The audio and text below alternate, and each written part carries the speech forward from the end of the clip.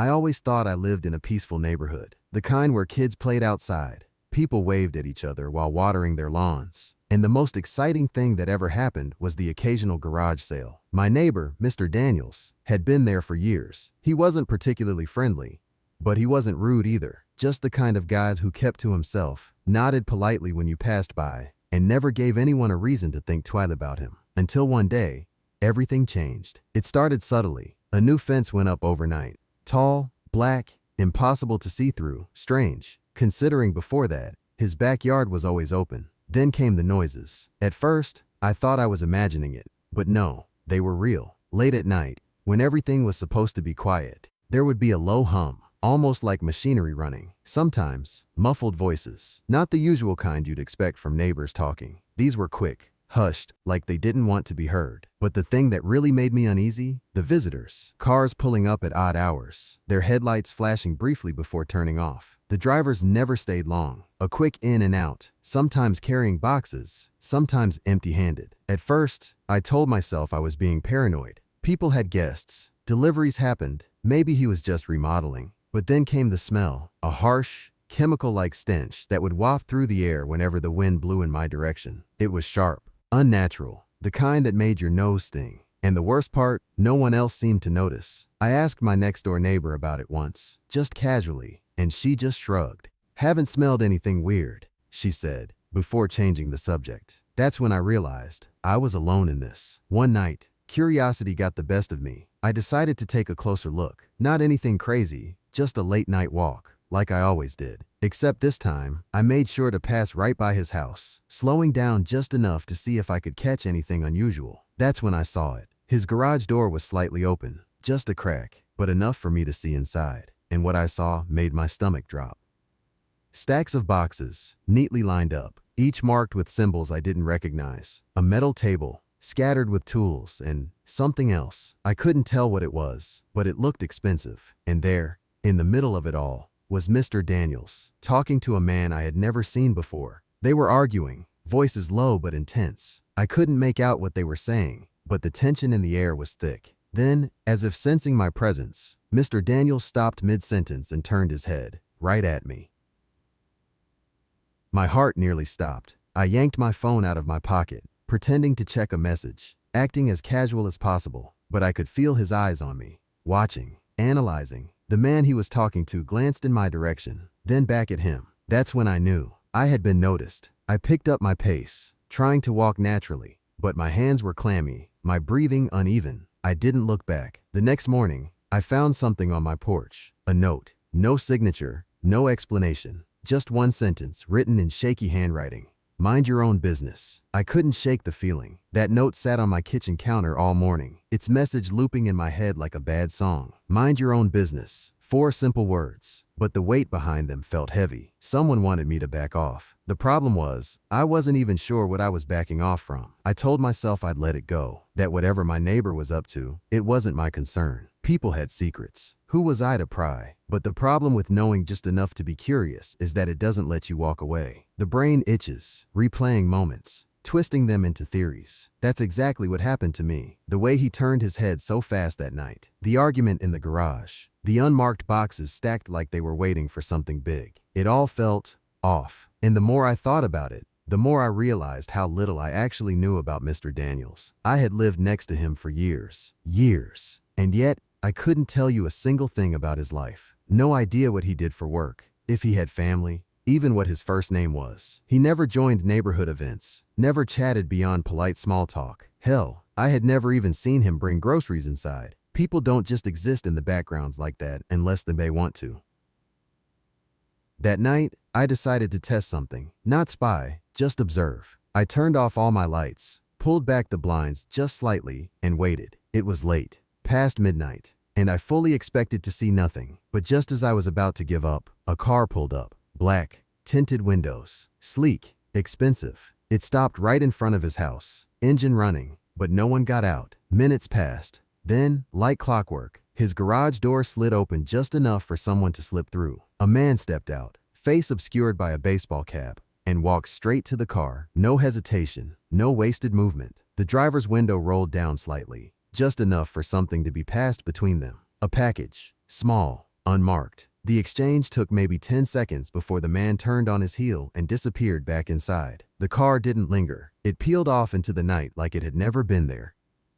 I sat there, my mind racing. This wasn't normal. This wasn't nothing. If it had been a food delivery, why the secrecy? If it had been a friend, why not use the front door? And that package? What the hell was in that package? The next few days, I paid more attention, and the more I watched, the weirder things became.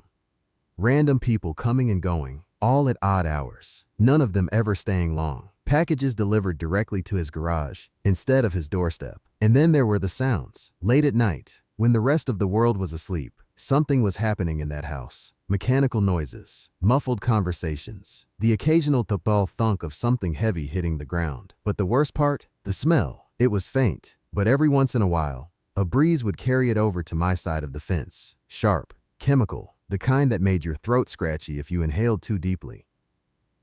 I wasn't the only one noticing things either. One afternoon, I ran into my other neighbor, Mrs. Hensley, an older woman who had lived in the neighborhood for decades. We made small talk, but then she lowered her voice, glancing towards Daniel's house. "You ever wonder what he's up to in there?" she asked. I played dumb.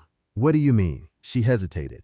"Just weird things. I see people at his house late at night, not the friendly kind. And sometimes I hear noises, strange ones. Used to be a nice man, but lately, I don't know. That stuck with me. Used to be."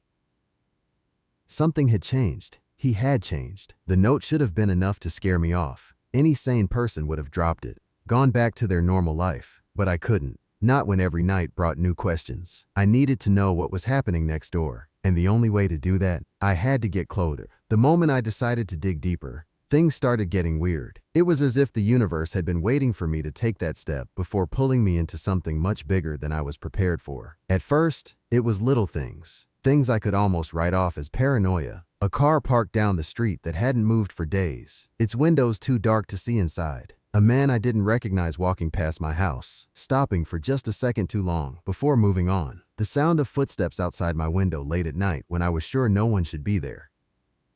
Then, one evening, something happened that made me question everything. It was around midnight, and I was sitting in my living room with the lights off, staring out the window at Daniel's house. I wasn't even sure what I was looking for, just that something about that place felt wrong, and I needed to understand it. That's when I saw movement. The garage door opened slightly, just enough for someone to slip out. But this time, it wasn't one of the usual shady visitors. It was Daniel's himself. He looked different, uneasy, like he was in a hurry but didn't want to be seen. He stepped onto his driveway and looked around, scanning the street, his eyes darting from shadow to shadow. My heart pounded as I shrank back into the darkness of my living room, watching him through the slats of the blinds. Then, he did something that sent a chill down my spine. He walked to the curb, reached down, and picked something up. A small, unmarked package, the same kind I'd seen exchanged in front of his garage. He held it for a moment, turning it over in his hands before stuffing it into his jacket and heading back inside. But just as he reached his front door, he stopped and turned. Right in my direction. I couldn't move. Couldn't breathe. He stood there for what felt like forever, staring at my house like he knew I was watching. Then, slowly, he disappeared inside, the door shutting behind him without a sound. I didn't sleep that night. The next day, I tried to act normal, went about my routine, pretending everything was fine, but I couldn't shake the feeling that I was being watched. Every time I stepped outside, I felt eyes on me. I'd glance around, but no one was there, or at least, no one I could see. Then, a few nights later, I woke up to something that made my blood run cold. A sound, not loud, not obvious, just a faint, rhythmic tapping against my bedroom window. At first, I thought it was my imagination, maybe a tree branch, maybe the wind. But as I lay there, barely breathing, I realized it was too deliberate, too steady. Tap, tap, tap. I forced myself to look. My blinds were closed, but I could see the faint outline of something, someone, standing just beyond them. My chest tightened. Every nerve in my body screamed at me to stay still. The tapping stopped. Silence stretched so long I started to wonder if I'd imagined it. Then, just as I thought whoever, or whatever, was out there had left, a single shadowed hand pressed against the glass. I don't know how long I stayed frozen in that moment, my heart slamming against my ribs. But eventually, the hand disappeared. By the time I found the courage to peek through the blinds, there was nothing there. No footprints. No sign that anyone had been standing outside my window in the dead of night. But I knew what I saw. Something was wrong. Terribly wrong. And whatever was happening in that house next door, it was starting to bleed into my life. The morning after the tapping at my window, I felt different. My paranoia had transformed into something deeper. A gut feeling that I wasn't just being watched. I was being monitored. Daniels wasn't just running some shady side hustle. This was bigger, more dangerous. And now, I was in the middle of it. I spent the morning trying to shake the lingering unease, but it clung to me like a shadow. Every sound felt too loud. Every passing glance from a neighbor seemed off. Even the birds seemed quieter. By midday, I was restless. I decided to step outside, hoping some fresh air would clear my mind. But then, right as I reached my porch, I saw something that made my breath hitch. A van. Not just any van. One of those generic, unmarked delivery vehicles. The kind you don't pay attention to until something bad happens. It rolled up in front of Daniels' house and came to a stop. No one stepped out at first. The engine idled. I gripped the railing of my porch, watching, waiting. Then the driver's side door creaked open, and a man in a plain uniform climbed out. No logos, no name tag, just a neutral-colored outfit and a cap pulled low over his face. Daniels must have been expecting him, because the front door opened before the guy even reached it. Daniel stepped out, his movements quick, almost jittery. He looked over his shoulder, scanning the street as if he knew someone was watching. I shrank back into the shadows of my porch, barely breathing. Their exchange was brief. No clipboard, no signature, just a hushed conversation, a tense nod, and then the driver handed Daniels a package. Not a big one, maybe the size of a shoebox, but the way Daniels handled it, carefully, almost reverently, set off alarm bells in my mind. And then, as quickly as it started, it was over. Daniels disappeared back inside, shutting the door with a quiet click. The driver? He climbed back into the van, hesitated for half a second, and then drove off. But here's where things got weird. He left something behind. At first, I thought it was a mistake. Maybe the package had fallen out. But when I stepped closer, I realized, no, this wasn't an accident. The package was placed deliberately at the edge of Daniel's driveway. It wasn't in a normal cardboard box either. It was wrapped in brown paper, taped up like it was meant to be hidden. No markings, no labels, and Daniels hadn't come back out to grab it. I glanced around. The street was quiet. No movement from the neighbors. No cars passing by. Just me. A package that shouldn't be there. And a house full of secrets. I knew I shouldn't, but my curiosity got the better of me. Slowly, I crouched beside the package, careful not to touch it. Up close, it looked even stranger, wrapped way too tightly, like whatever was inside needed to be completely concealed. I pressed my fingers against it lightly, feeling the shape underneath. It wasn't soft. It wasn't clothing or paper. It was solid, metal. My heartbeat thundered in my ears. That's when I heard it. A noise. Not from Daniel's house, from behind me. I turned so fast I nearly lost my balance. Across the street, standing half hidden behind a parked car, was a man. He wasn't doing anything, just watching me. My breath caught. He wasn't a neighbor. I'd never seen him before, but the way he stood, still, patient, completely focused on me, it sent a chill down my spine. He wore sunglasses, even though the sun was barely out. Black jacket, dark jeans, polished shoes. Not the kind of guy you randomly see in a quiet neighborhood. I swallowed hard. Slowly, I straightened up. I didn't take the package. I didn't even pretend I had a reason to be near it. I just turned and walked back toward my house, keeping my steps slow, casual, even though my nerves were screaming at me to run. The entire way up my porch, I could feel his eyes on me. I didn't look back. I stepped inside, locked the door, and finally let myself breathe. But I couldn't shake the feeling that I'd just crossed a line I wasn't supposed to. That was confirmed when I peeked through the blinds a few minutes later. The man, gone. The package, gone too. Daniels never came back out to get it. That meant someone else had taken it, and I had a sinking feeling they weren't happy I had noticed. That night, sleep was impossible. My mind wouldn't shut off, replaying every moment in a loop. The unmarked van, the mysterious package, the man watching me from across the street. Something was happening right under my nose, and I had a sickening feeling that I had put myself on someone's radar just by noticing. I could ignore it, pretend I hadn't seen anything, but that was never really an option, was it? My curiosity had already sunk its claws into me. I needed to know what Daniels was hiding, and more importantly, why it felt so dangerous. The next morning, I woke up early, feeling wired despite the lack of sleep. If Daniels was running an illegal business, there had to be clues. I decided to start where any modern investigator would: the internet. I searched his name, scoured social media, checked public records, even went down the rabbit hole of obscure online forums. Nothing, not a single mention of Daniels beyond the basic property records. No Facebook, no Instagram, no LinkedIn. It was as if he had scrubbed himself from the digital world. That wasn't normal. Even the most private people leave some kind of footprint. That only made me more suspicious. If he was truly innocent, I should have found something: an old job listing, a high school alumni page, maybe even a forgotten MySpace account. But Daniels, he was a ghost. Either he had always been this private, or someone had made him disappear from public records. I needed more. I needed proof.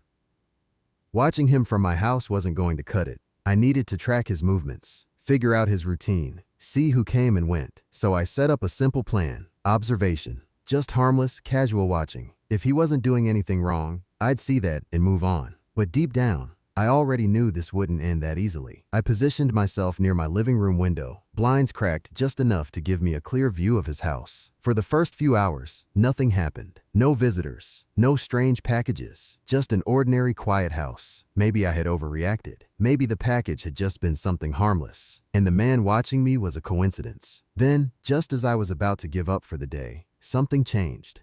A car pulled up, not the same unmarked van from yesterday. This one was different, sleek, expensive, and completely out of place in our suburban neighborhood. A black SUV with tinted windows, the kind you only see in government convoys or high-security operations. It rolled to a stop in front of Daniel's house and idled. The back door opened, and a man stepped out. I tensed. This wasn't some delivery guy. He was tall, wearing a crisp black suit, no tie, his movements controlled and deliberate. He wasn't carrying anything. No package, no briefcase, nothing. Just himself. But something about the way he moved sent a chill through me. This wasn't a social visit. He walked up to Daniels' door and knocked. Once. Sharp. Firm. Daniels must have been expecting him, because the door opened almost immediately. Their exchange was quick, tense. I couldn't hear what was being said, but Daniels looked nervous. He kept shifting from foot to foot, rubbing his hands together, glancing around as if making sure no one was watching. I sank further behind the blinds, barely breathing. Then, without another word, Daniel stepped aside, letting the man in. The door shut behind them. The SUV didn't leave. I waited. 5 minutes. 10, 20. The engine continued to idle, but there was no movement inside the house. No sound. No sign of what was happening. The air felt heavy, charged with something unseen but unmistakable. After nearly an hour, the door finally opened again. Daniel stepped out first, looking pale. His shoulders tense. His hands were clenched into fists at his sides. He barely looked at the suited man as he followed him out, as if he wanted the interaction to be over as quickly as possible. There was no handshake, no parting words, just a stiff nod before Daniels turned on his heel and hurried back inside. The suited man didn't linger. He got back into the SUV. The vehicle pulled away slowly, disappearing down the street like it had never been there. I exhaled shakily. This wasn't just some shady side hustle. Daniels was involved in something serious, something that required meetings with men in black SUVs who barely spoke. And now, I had seen too much, but I wasn't done yet. I needed to find out where that SUV had gone. I grabbed my keys. Following that SUV was the stupidest thing I had ever done. I knew that. Every logical part of my brain was screaming at me to stop, to turn around, to let this whole thing go, but it was too late. Curiosity had me in a chokehold, and the moment that SUV disappeared down the street, I was already in my car, engine roaring to life as I pulled out of my driveway. My hands were clammy on the steering wheel, heart pounding so hard I could feel it in my throat. This wasn't a game anymore. Whatever Daniels was involved in wasn't some petty illegal business. It was bigger, more serious, and the fact that men in black SUVs were paying him tense, silent visits only confirmed it. I kept a careful distance as I trailed behind, making sure not to get too close, not to make it obvious I was following. The SUV moved with purpose, sticking to main roads, avoiding residential shortcuts. Whoever was inside wasn't in a hurry. They were calculated, the kind of people who knew they were untouchable, who didn't need to rush because they had control over whatever situation they were handling. I had no idea where we were going.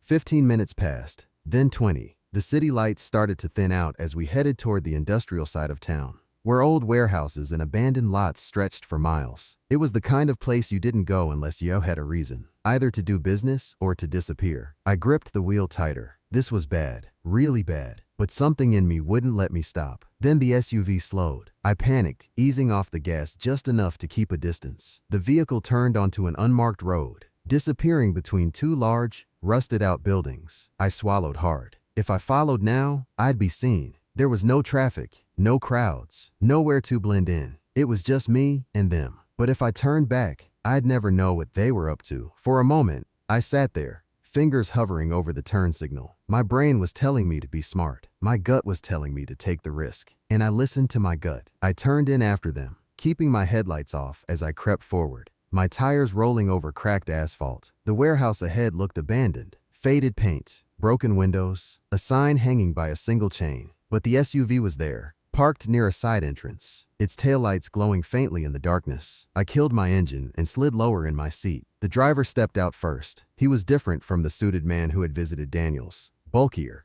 dressed in dark tactical gear, moving with the precision of someone who had done this 1,000 times before. Then, the back door opened. The suited man emerged, just as controlled as before. They exchanged a few words, low and serious, before the bulkier man nodded and disappeared inside the warehouse. My stomach twisted. Whatever this was, it wasn't just some illegal business deal. This was organized, structured, dangerous. I needed to get closer. Carefully, I eased my door open and slipped out, keeping to the shadows as I crept along the edge of the warehouse. Every step felt like a mistake, but I couldn't stop. I had to see. I reached a broken window, peeking inside just enough to catch a glimpse of what was happening, and that's when my blood ran cold. Inside, crates were stacked against the walls, marked with symbols I didn't recognize. A few men were moving them, their expressions unreadable, their movements precise. But that wasn't the worst part. In the center of the room, under the harsh glow of a single overhead light, stood Daniels. His hands were shaking as he spoke to the suited man, his voice too low for me to hear, but his body language screamed one thing: fear. Then, as if sensing something, the suited man suddenly looked up. Right at the window, right at me. My heart stopped. For a split second, we locked eyes. I didn't move, didn't breathe, but he saw me. His expression didn't change. No surprise, no anger, just calm, unsettling recognition. Then, he turned and murmured something to one of the men near him, and that's when I knew I was screwed. I bolted. I didn't think, I just ran, back to my car, fumbling with my keys, hands shaking so badly I nearly dropped them. Behind me, I heard the warehouse door slam open. Footsteps, fast, heavy, they were coming. I got the door open and threw myself inside, jamming the key into the ignition. The engine roared to life, but before I could hit the gas, something slammed against my driver's side window. The bulkier man, his face was inches from mine, eyes cold, lips barely moving as he said something I couldn't hear over the sound of my own panic. His hand reached for the door handle. I floored it. Tires screeched as I peeled out of there, the car fishtailing before straightening out. My pulse was a deafening drumbeat in my ears as I sped down the deserted road, checking the mirror every 2 seconds. No one was following, but I knew, deep down, that this wasn't over. I had just made myself a problem. I barely slept that night. Every time I closed my eyes, I saw that man's face, cold, unbothered, like he had already decided my fate before I even knew I was in danger. My mind kept replaying the moment he looked right at me,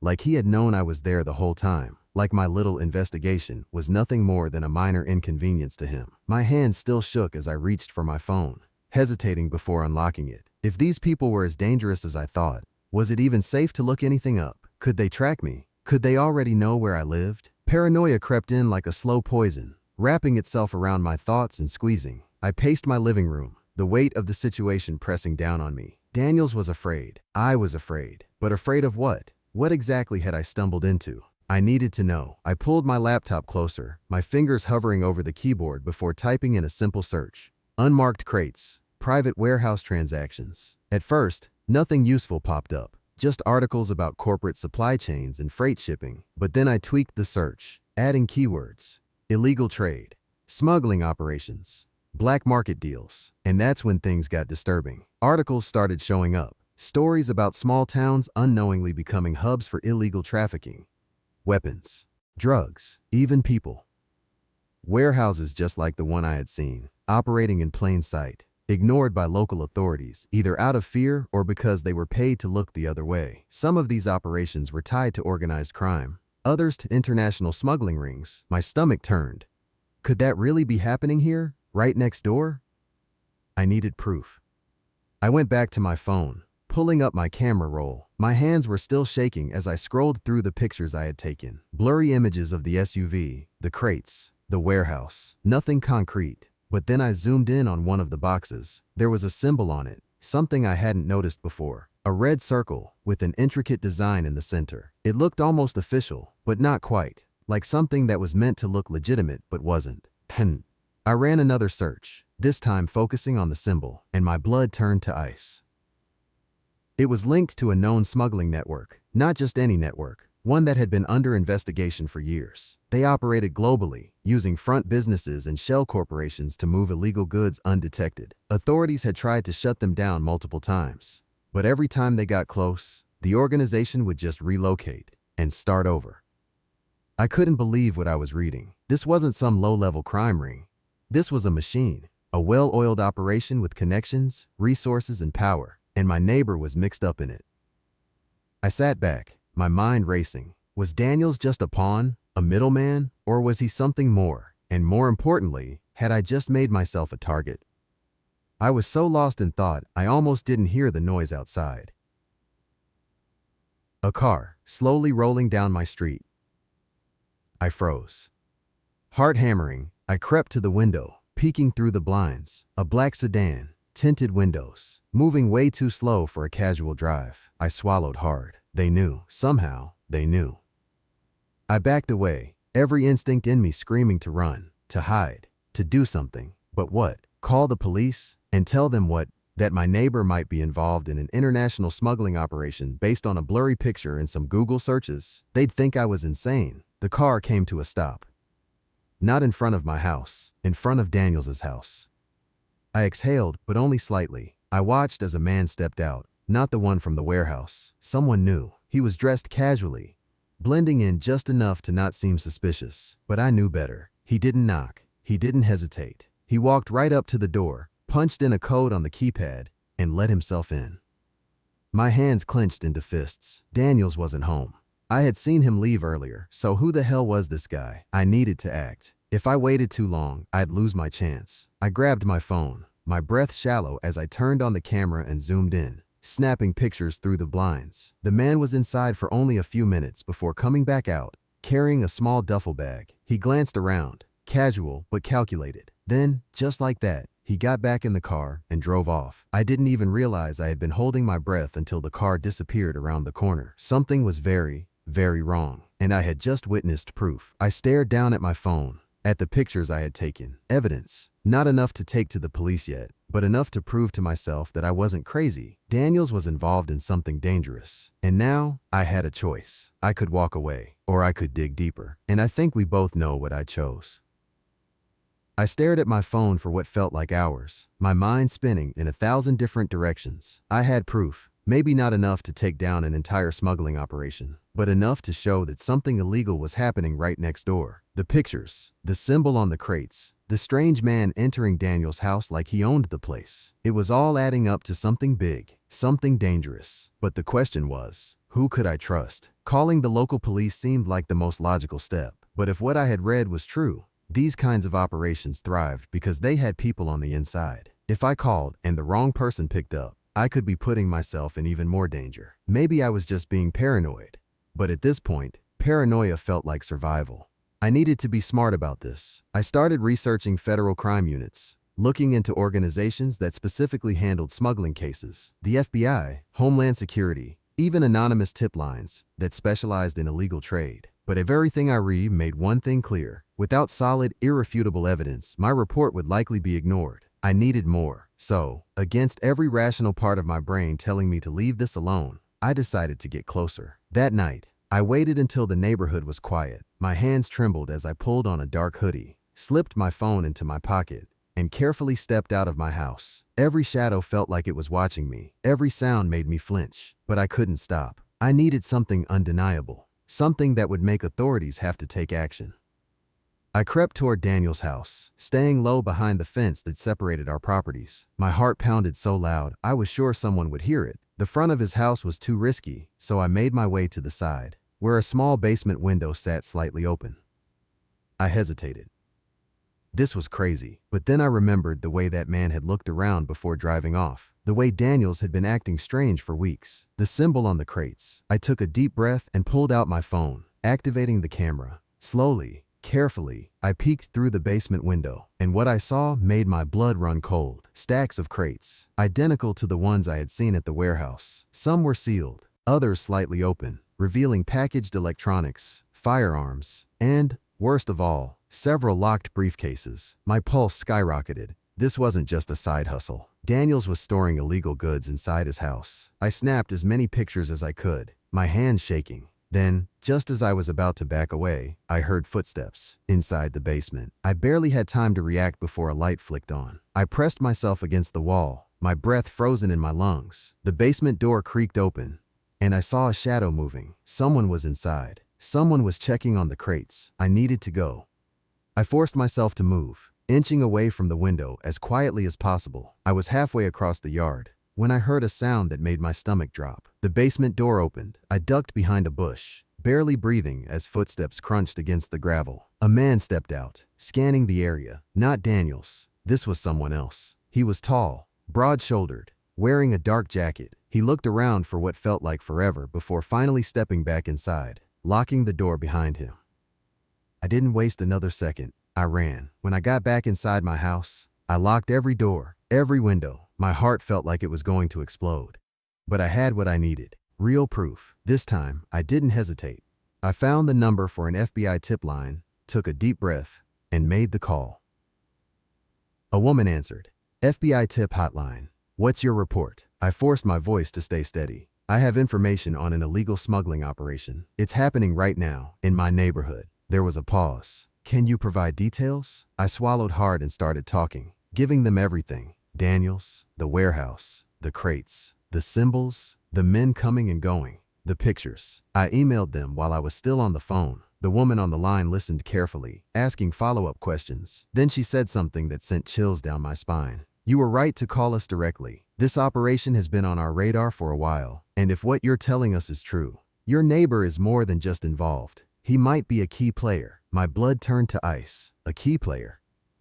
I had assumed Daniels was just a small part of something bigger, but if the FBI already had an eye on this operation, and he was an important piece of it, then I had just put a target on my back. Sir, do not confront him, the agent warned.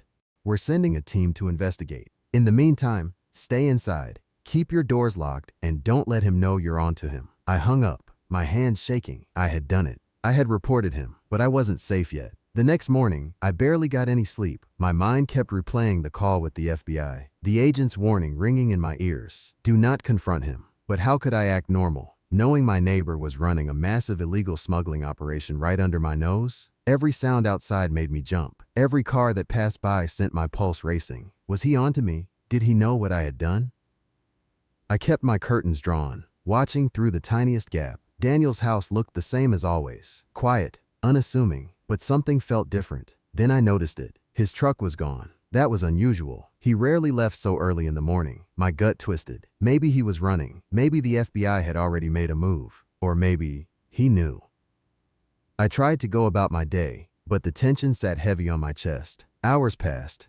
And then, just as the sun was starting to set, I heard it. 3 loud knocks on my front door. My stomach dropped. I froze. The knocks came again, harder this time. My hands turned clammy as I crept toward the peephole. My heart nearly stopped. It was Daniels.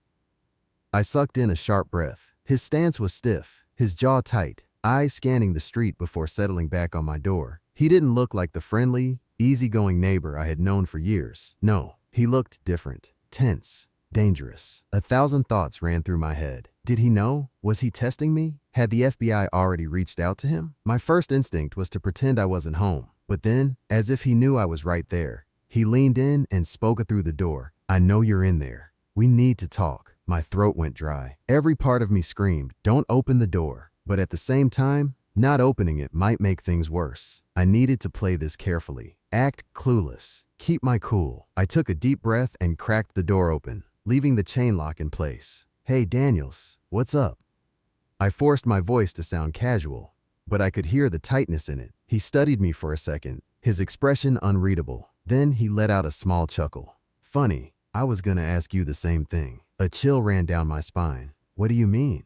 I asked, keeping my grip firm on the door. His eyes narrowed slightly. Saw you creeping around last night. By my house. My stomach twisted into knots. He saw me. I forced a confused frown. Last night, I was home all night. Daniels tilted his head, eyes still locked onto mine. Huh, that's weird. Thought I saw someone skulking around. Guess I must have been mistaken. He let the words hang in the air, watching for my reaction. I kept my face neutral. Yeah, must have been. Maybe some kids messing around. He let out a slow breath, rubbing his chin. Then, in a tone that sent ice through my veins, he said, "You ever hear that saying about sticking your nose where it doesn't belong?" My fingers tightened around the door. Can't say I have. Daniels nodded slowly. It's a good one. Means sometimes people think they know things, but they don't realize what they're getting into. His eyes darkened, and that can be real dangerous. The message was clear. This wasn't small talk. This was a warning. I swallowed hard. Is there something you need, Daniels? He studied me for another long moment before forcing a tight smile. Nah, just wanted to check in. Make sure everything's good between us, neighbor. I nodded stiffly. Yeah, everything's good. Good. He lingered for a second longer, then turned and walked away, heading back toward his house. I didn't close the door until he was out of sight, and even then, my hands were shaking. I rushed to my phone and immediately dialed the FBI contact I had spoken to before. The moment they picked up, I whispered, "He knows." The agent on the other end didn't hesitate. "Stay inside. Lock your doors. We're moving in." My pulse pounded in my ears. How long? Soon. Just stay put. And whatever you do, don't engage. I hung up, locking every door and window, my mind racing. Daniels knew something was off, and if he suspected me, I might not have much time before things got worse. The wait felt endless. My entire house was locked down, every light off, every curtain drawn. I sat in the silence, my heart pounding with every passing second. The FBI had assured me they were on their way, but time stretched unbearably. Every noise outside made me flinch. Was Daniels making a move? Was he coming back? Would he disappear before they got here? My mind spun with every worst-case scenario imaginable. Then, suddenly, sirens. They weren't blaring, but I could hear them, distant at first, then growing louder, closing in. Red and blue lights flashed through the gaps in my curtains. My breath hitched as multiple black SUVs rolled up, followed by 2 police cruisers. Within seconds, figures in tactical gear spilled out, moving like shadows through the night, surrounding Daniel's house with practiced precision. I held my breath. This is it. A booming voice shattered the silence. "Federal agents, step out with your hands up." For a moment, nothing. Then, chaos. A loud crash, yelling, heavy footsteps. The sound of something breaking. It was all happening so fast. My stomach twisted as I imagined what was going on inside. Would he fight? Would he run? Would he try to take someone down with him? I wanted to look, but I was frozen in place, ears straining to catch every sound. Then, just as quickly as it started, it was over. A few minutes later, I saw him, Daniels, being dragged out in handcuffs, his face twisted in rage. He was shouting something, but I couldn't make out the words. Probably protesting, claiming innocence, and cursing out whoever had ratted him out. But I knew, he knew.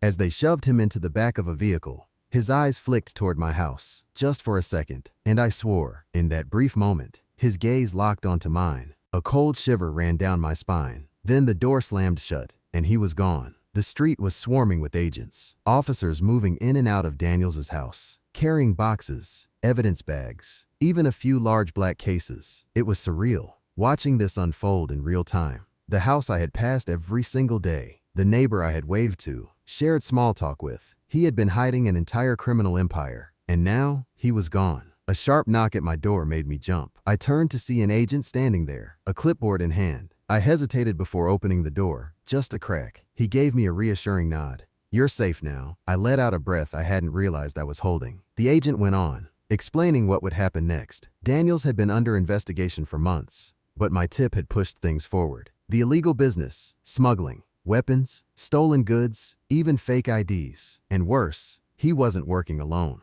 There were others, people they were still tracking down. But tonight, at least, one major player had been taken off the streets. I nodded, trying to process everything. "So, what happens now?" The agent smiled slightly. "Now, you get some rest. You did the right thing." He handed me a card with the number to call if I ever felt unsafe, then left to rejoin his team. I closed the door, pressing my back against it, exhaustion finally crashing over me.